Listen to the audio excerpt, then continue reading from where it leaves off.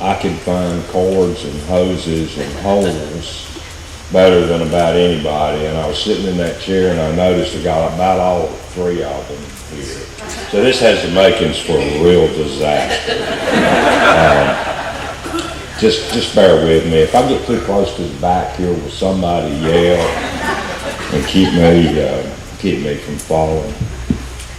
I couldn't help but be impressed listening to Bo and Shauna go through a lot of the statistics about what God's been able to do with this affiliate.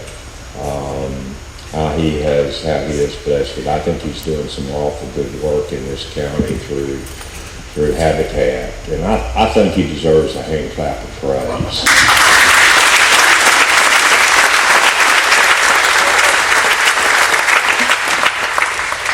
We thank you, God. As Bo said, my reason for being this morning is to talk to you a little bit about my volunteer experience, how I got involved, and just sort of what it means to me. It actually began about 10 years ago when I decided to retire from TVA. I was never anybody to spend a lot of time thinking about retirement. So I made my decision quickly and I left. And when I did decide that it was time to go, I guess I was on the elevator for the last time, leaving the building, and all of a sudden that struck me. I said, what am I going to do with all these hours that I've devoted to work for the last 40-some years? How am I going to spend my days is a question that started running through my mind. Well, God was way ahead of me, and he was just about ready to begin to reveal his plan for the next chapter in my life. I guess a month or so after I retired, I had a call from a friend that I had worked with at TVA. He retired a couple of years earlier, and he talked to me about partnering with him to deliver Meals on Wheels, or mobile meals they call it in Knox County, route. And so I agreed to do that, and we began to do that work a couple of times a month. And on one of those occasions, we finished up our route and we were headed back so I could pick up my truck. He got a call on his cell phone from Linda Morrison, who was then the volunteer coordinator for Loudon County Habitat. And I guess he had been volunteering some with the affiliate, and so she was talking to him about possibility of working a couple of days, and they got that all worked out. And he said, Bob, I got you on the phone. He said, I have this fellow with me that's just retired, and he may be interested in volunteering with your group. And I'm sitting there thinking, well, you're mighty generous with my time. And while he's talking, I'm doing this and shaking my head no. And of course that doesn't do any good at all. And he sticks the phone in my face. Well, what am I going to do? I got to talk to the woman. And so I explained to her, I said, look, I don't know anything about construction. I don't have any skills in this area. I just don't think I'd be a very good fit for you guys. And besides, I don't have my calendar with me. Well, I figured, buddy, that'll do it. That'll get me off the hook. Well, anybody that knows Linda Morrison knows that dog won't hunt. She told me, she said, now look here. She said, we get people like you every day that don't have construction skills, that have apprehensions. What if I call you in a couple of days and we'll just talk some more about the possibility of you volunteering? Really, more than anything else, I just wanted some relief from this conversation. It's like Jerry Clower says, shoot up in the tree and give one of us some relief. And I thought, well, that got her off my back. I'll never hear from her again. Anybody knows Linda knows that ain't gonna work. So in a couple of days, she gives me a call to talk about this, and I go through my same spiel again with pretty much the same results.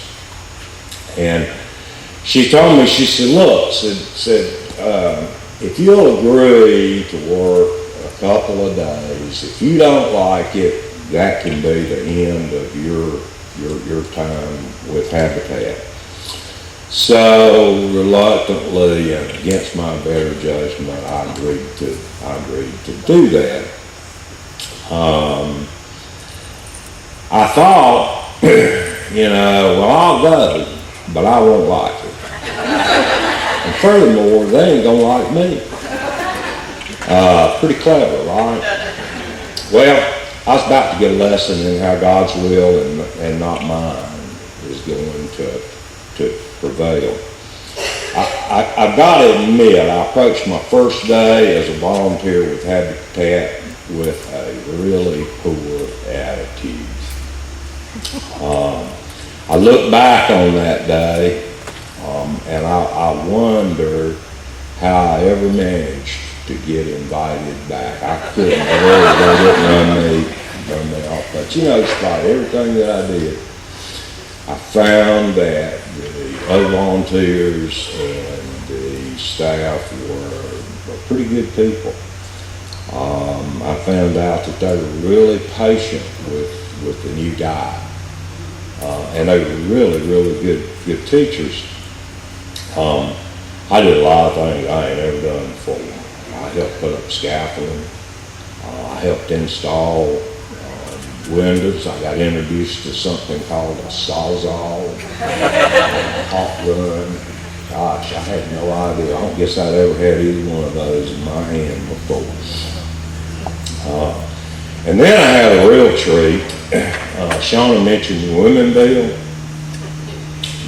Todd helped in our construction director said, I need some of you guys to go to Loudon to help put up a porch beam on this women bill. I had no idea what that was.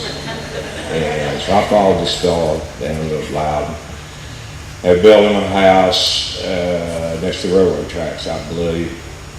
I get down there and there was, 2,000 women. They were all wearing baseball hats, bib overalls, and had tool belts on, with all manner of things hanging off of it, and talking carpenter talk. Wow, what a happening. Not a place for the weak, needy, swim-headed. But I did all this stuff, and I made it through the day, and sometime toward the end, Todd came over and he had a little notebook in his hand. And he's looking at that, and he says, I was just looking at tomorrow's schedule, and I noticed that you're on the list. And I just want to check with you and make sure that, you're still available. Sure, I said, I'll be there. He says, fine, and walked off. And I'm sitting there thinking, well, where'd that come from? I wasn't supposed to do that. I wasn't supposed to like this. But inside, I had this kind of strange feeling that somehow I was richer or more fulfilled spiritually than I ever had been before. In retrospect, I look back and I think, well, maybe what had happened was that I had symptoms of early onset hepatitis. But God was really just getting started with me, because the second day that I volunteered turned out to be even more interested than the first day. There's a whole lot more to Habitat than just the house. I think in reality the house is just the beginning. I think the Habitat experience is a whole lot like being born again here on earth. For people that move into these houses, needless to say, by then I had a full case of hepatitis. Working with the staff and the other volunteers and the partner families at Habitat's been one of the most positive things that's happened in my life. Maslow's triangle, the hierarchy of needs, tells us that safety and security and shelter are among the basic needs of human existence. I think you're fortunate at one time in your life you have the opportunity to positively impact that in someone's life. At Habitat, I get the chance to do that several times a year. So I think there's no time where the impact of volunteer service is more evident than at house dedication. It's a really, really special event. The family has their house blessed, they get housewarming gifts, they get a Bible, they get their keys, they get a chance to say just what home ownership means to them. And one of the things that I like to do is to take a tour of the house with one of the family members, particularly one of the kids. I think there's something really special about standing in the middle of one of the bedrooms and hear a small child yell out, "This room is all mine." I think this is particularly meaningful when you consider that a week ago that child was living in substandard housing and sharing the one bedroom in the house with parents and other siblings. I think that's more than just childish excitement, though. I think it's the voice of hope. And that's what I think Habitat is really all about. I really feel blessed to be part of the work that Habitat does. I can't think of a day that I volunteered that I didn't, at the end of that day, feel like I had gotten a whole lot more than I was able to put into it. But after all, isn't that the way God works? He takes what we give and He replenishes it to overflowing. I know that God could get this work done any way that He wants to, and I am so grateful to Him that He's chosen to let me be part of it.